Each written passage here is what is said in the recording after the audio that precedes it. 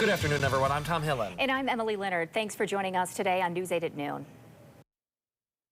We've got a lot of work, but we'll come together. The storms are over, but today people across Michigan are now cleaning up. We have team coverage with Storm Team 8 meteorologist Sarah Flynn and Terry DeBoer. They are both here. Storm Team 8 meteorologist Blake Harms and Gabrielle Pfeiffer are out in the hardest hit areas. Let's get now to Blake with the latest on the storm damage in Comstock Park. Blake? Hey, Tom and Emily. Yeah, we are in Comstock Park near Pine Island Drive and 7 Mile, and this is the most substantial damage we've come across. This is at Sand Trap and Scottview Drives here in this little subdivision. You can see their camper flipped over on its roof. Not only that, but just about every home on this row has substantial structural damage, whether it be siding, roofing. You can see a lot of windows blown out as well. And there is just stuff strewn all about this neighborhood. The reason for that is because, well, the roof came off of this home right here on Scottview Drive. The entire roof is gone. We talked to the homeowners earlier, would not go on camera, said the daughter was up on the top floor when the storm began. They saw the gas grill start to fly away, and that's when they knew it was time to get down. And you can see all the damage that is done. They say the home may have to be demolished, waiting on insurance to get there. But we have stuff strewn all about the neighborhood here. We started off over at on Alpine between 6 and 7 Mile.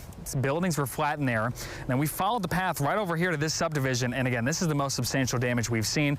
Ran into a Weather Service survey team who are out determining the rating of this potential tornado. They said this is the worst damage they've seen here as well. So Comstock Park, certainly one of the hardest hit areas.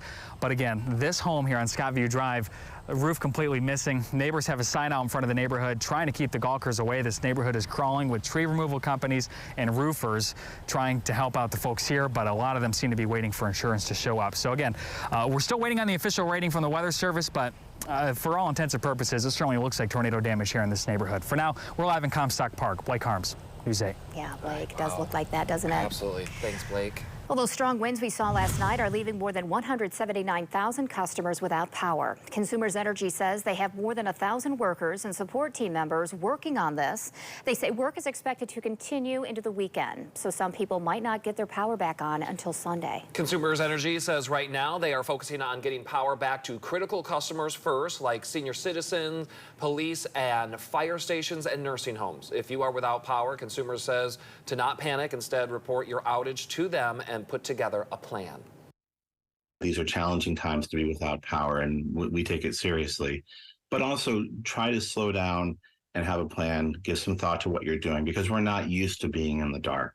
So give some thought what you can do to be safe and comfortable, and know that we're going to get the power back on as quickly as we can. We're following more of the destruction from last night's storm. You can see how significant the damage is in this neighborhood in Comstock Park. Neighbors say the storm was so intense it lifted a nearby shed off the ground, destroyed it, and littered the debris in their yards. The storms also tore off roofs in this neighborhood and nearly tore off a garage. One woman who lives in the area says she heard what sounded like a train outside and immediately went to the basement. So we ran down in the basement, and as soon as I shut the door, I heard a big crash of glass, and I thought like the grill or a chair went through the sliding glass door. Barb Lahishke says the glass may have cut her husband. As they work to rebuild what the storm destroyed at their home, others are coming to their neighbor's rescue, helping them clear all of that debris. Gabrielle Pfeiffer continues our team coverage with more from Comstock Park. Those strong winds evident here at this home on Stony Creek Avenue. The homeowner telling me that 3 trees toppled over onto her roof, leaving this destruction in her backyard. When I took a picture of it, my daughter's like, it looks like a jungle. It was a scary night for Jeannie Herman and her husband. They were having a quiet dinner outside around 7:30. A half hour later, she says that changed. And we heard crash and boom and glass breaking and water going everywhere. It was 3 trees that fell on her home, damaging her kitchen and bedroom. The vehicles in her driveway also hit. There were a few things, though, left untouched. These massive oak trees came down, and the trash cans didn't even tip over. That was the case around this neighborhood on Stony Creek Avenue. Trash cans remained intact, but winds knocked down everything else in sight. One tree was uprooted in this man's front yard, leaving this hole even more evidence of the storm's strength. This is the most intense storm I've ever witnessed in my life. It was pretty scary there for about half hour there, not knowing what was going on. The owner of Timber Ridge Tree Care told me this morning that he's had up to 50 calls since last night, probably receiving more at this point. He says if you do have to have the trees removed from your house or even from your backyard, to do your research first. Reporting in Comstock Park, I'm Gabrielle Pfeiffer. Back to you.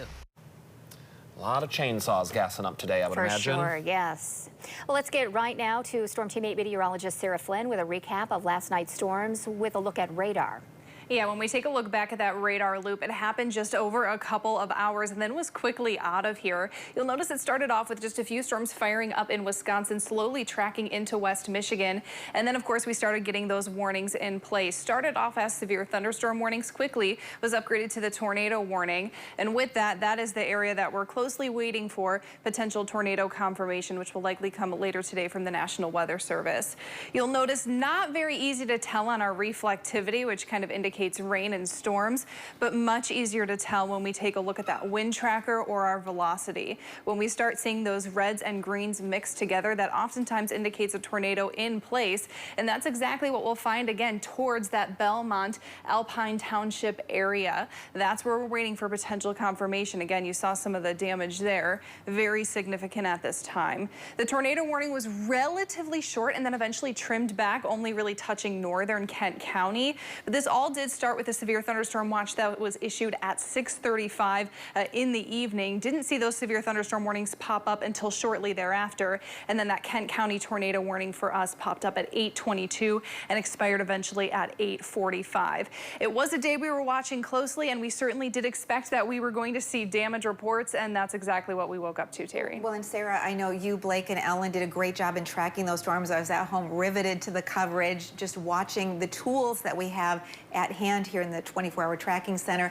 And of course, we take a look then at the recap of all of the damage that has been left behind by those storms that rolled through. We have another feature on Storm Track Live, which allows us to assemble the local storm reports, and you can see those stretch from Milwaukee into West Michigan and then all the way down into Ohio. And they were very numerous. In fact, some of the specific details on those, just incredible. We had the isolated, at least suspicion of tornadoes, but widespread wind damage with winds that were estimated at 60 to 70 miles per hour from Charlotte to Mason, Comstock Park into the Grand Haven area, and then 1-inch diameter hail in Grant, which is in Newaygo County. And we get hail that large, it's because of the intensity of the thunderstorms. Those updrafts have to be incredibly powerful to allow that size hail to develop, and that's why we've seen so much significant damage. Some photos here. This is from Mike Ingram, one of our photographers out in Comstock Park near Pine Island Elementary School, and you can see the damage here, the garage virtually collapsing on top of those automobiles, and then another viewer photo here. We're still collecting those. You can send them to us, weather@woodtv.com. And of course, with so many trees and power lines down throughout the region, lots of issues for drivers. Tom Hillen has a look at the concerns we're still tracking for you. Yeah, there's good news and bad news. The good news is all of the major freeways that had been shut down throughout the morning because of debris and power lines across them, those are all back open. So that is good news. Southbound US 131 was closed all night. So was westbound I-96 near Jordan Lake Road in Ionia County. We had M37 shut down for a while as well. But the cleanup will continue on those rural and side roads. The county can't come in and take care of that until they have fully confirmed that there are no power lines down around those trees. So it will take some time, but the main roads are in good shape for us this afternoon. Reminder, with so many of the traffic lights out throughout the area, that all of those now, according to state law, are treated as four-way stops. So make sure you're paying attention to that. Emily?